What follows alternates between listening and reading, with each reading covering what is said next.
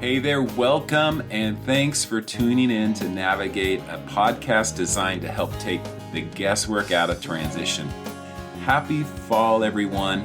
I'm your host, Tim Austin, and today we're going to be reflecting on seasons of change and how these become opportunities to discover and embrace our true identities and live with greater purpose and fulfillment. I love the fall season, and while I'm not a big fan of the approaching cold, living in a region with 4 distinct seasons just seems to add variety and some rhythm, and those things I do love. So I put up with the freezing cold because I do love the seasons. I also appreciate the many creative ways seasonal change has helped me approach change on a personal level and get creative around that. And we're going to talk about that a little bit more today. Boise, also known as the City of Trees, earned this nickname long before it became a city. And legend has it that French fur trappers who had endured a grueling journey through the Oregon Trail exclaimed, the trees, of course in French. And this name, City of Trees, quickly caught on. As the colder weather begins to blanket Idaho, some trees, they just seem to hold on to their leaves, refusing to let go, even as the colder temperatures set in. But eventually, with the arrival of snow, the frost, and the freezing, they're going to surrender to the season's change and drop those leaves. And even now, as I look out on my backyard from my home office window, I see an ash tree completely having lost all of its leaves in a rainstorm last night. It had a few leaves on it yesterday, but now there's nothing. At the same time, I'm looking at a pear, apple, and honeysuckle that are holding on to their green leaves as if stubbornly refusing to acknowledge the cold settling in. And it makes me think, how am I leaning into change in this season? What's my posture like? Have I been resisting or embracing the changes in my life? Sometimes we might resist change because of the way it challenges our sense of identity and purpose. And so, kind of like the tree not giving up its leaves, we try to hang on to false identities that have been constructed over time. These false identities, we might call them, can be difficult to let go of, and we become kind of entangled in self-perceptions based on our roles, our titles, the opinions of others, even our own understanding of what it means to live out our calling and how that can be challenged. And there's an invitation in this as well. But it's as if we're clinging to the false self, much like those autumn leaves on the branches of the trees. I've come to view certain transition seasons as an opportunity for shedding and letting go of some of the non-essentials that I've accumulated along life's journey. Really for getting back to what matters, for learning to walk out my days with less baggage, not more. Do you hear this invitation in your transition? It's as if God is saying, you don't need this any longer. I will remake you. I will clothe you in something more authentic, more like my Son, whose yoke is easy and burden is light. You can get through this transition more free, grounded, and confident.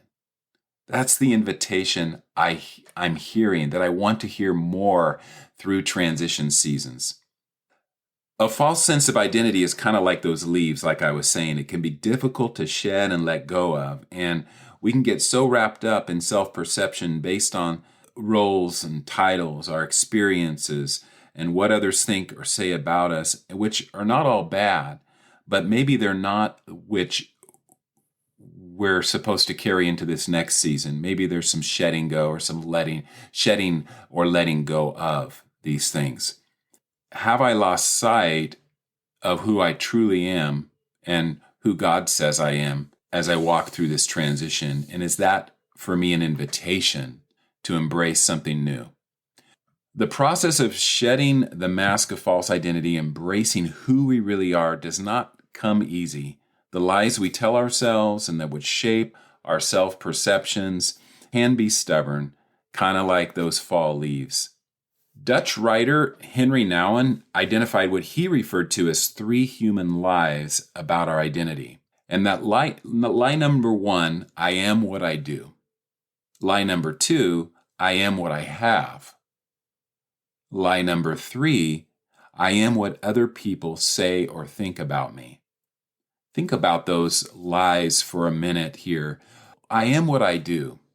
Roles and responsibilities, things that I have connected to my identity, they can cause me in transition times, if I'm believing that lie, I am what I do, it can cause me to be limited in my perspective and not to see the big picture.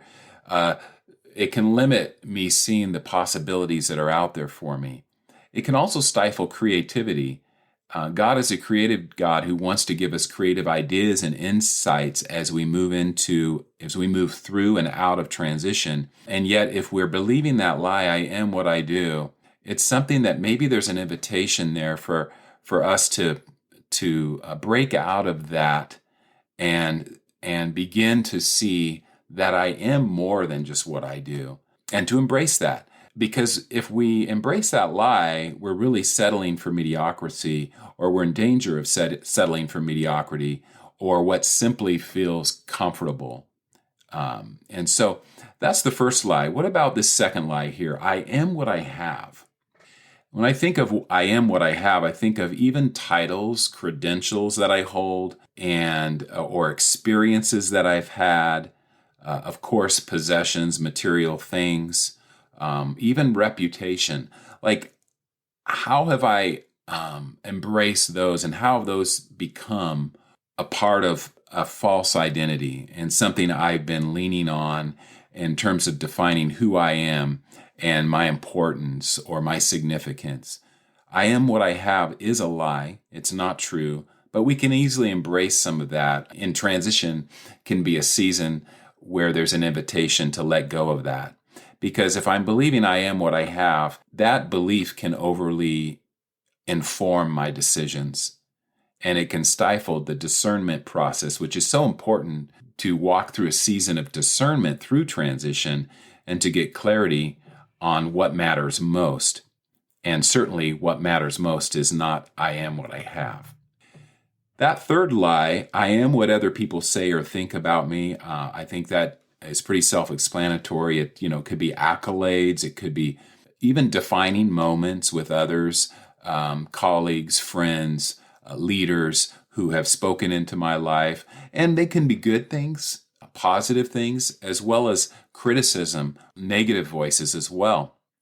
And those things can influence my choices.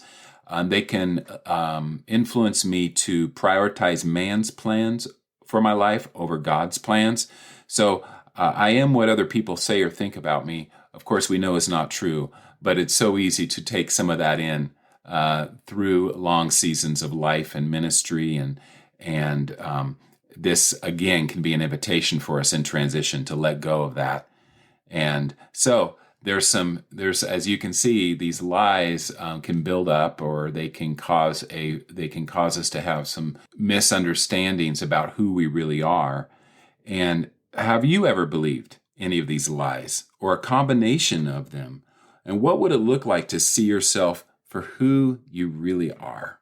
And more importantly, for how God sees you, both now and on the other side of this transition.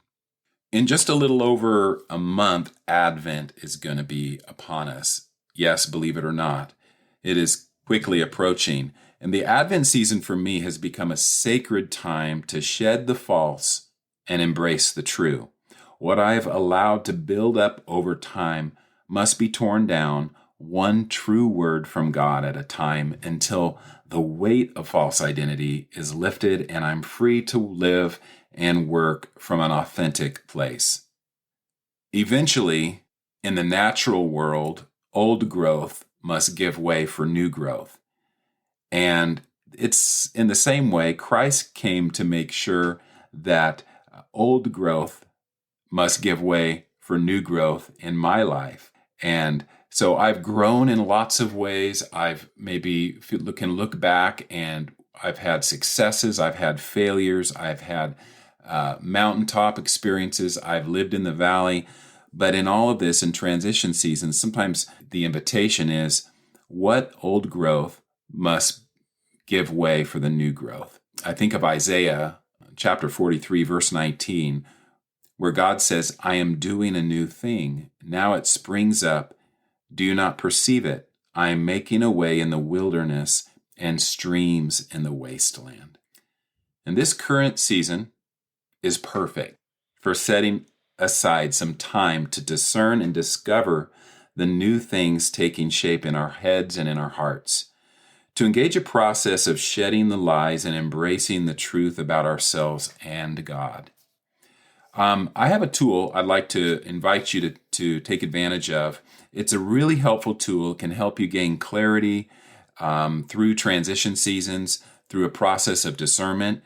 You can download it. It's my discernment guide. Just head over to the show notes and you'll find the link to download that free discernment guide there.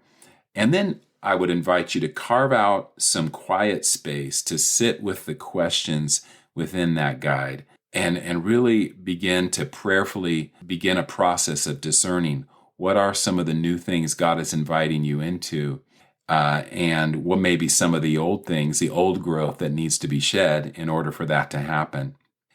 Well, as we get ready to wrap up here, I want to tell you about my newest offer, because I think it would be a great follow-up to a season of discernment.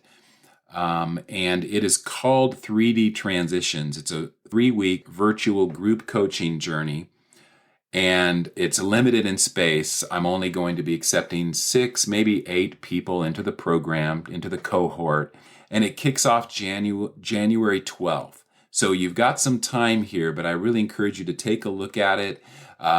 Message me if you have any questions. We could hop on a call. We could talk about what it's going to look like.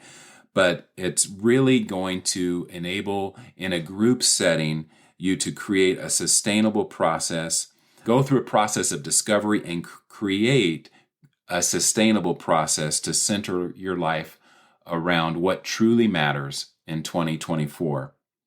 Like I said, space is limited. Learn more and register or reach out to me to learn more at encompasslifecoaching.com. And that is all for today's episode of Navigate. Thank you for joining me on this journey of embracing change with fresh eyes of intentionality. If you've enjoyed listening, let me encourage you, please leave a review on your favorite listening platform or head over to Apple Podcasts and leave a review, and I'll catch you next time.